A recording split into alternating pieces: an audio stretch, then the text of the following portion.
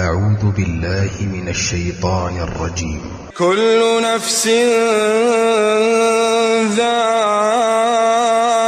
ذائقة الموت.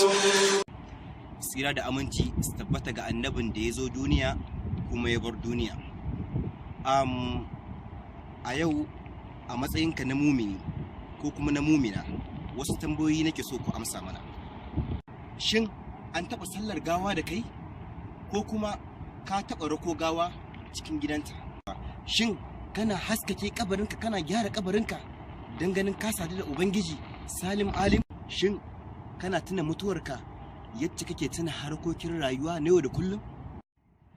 A Twitter, Facebook, WhatsApp, Tango, yadda kake kula da haƙƙin wayarka, shin kana kula da haƙƙin kabarinka?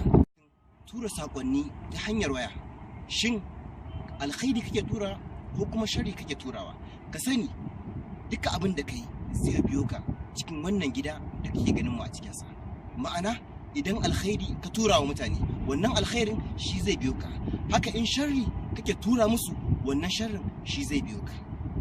faman ya'mal mithqala zarratin khairan yara wa man ya'mal mithqala zarratin sharran yara. Shin kana tunawa da lahirarka?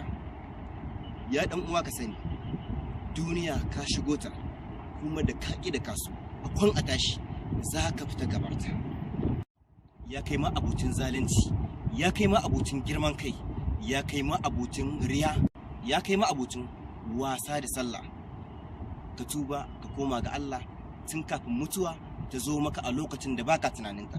Shin ka san mutuwa ba ta sallama, sai dai ta zo maka a duk yanayin da ka tsinci kanka? Qala Allah subhanahu wata'ala la ta'tikum illa baghta.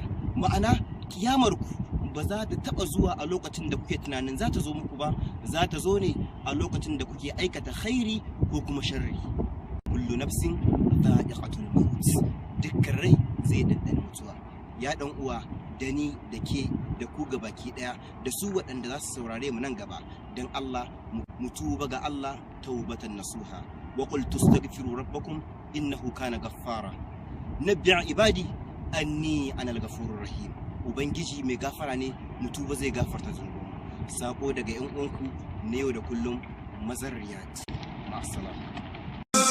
وما الحياة الدنيا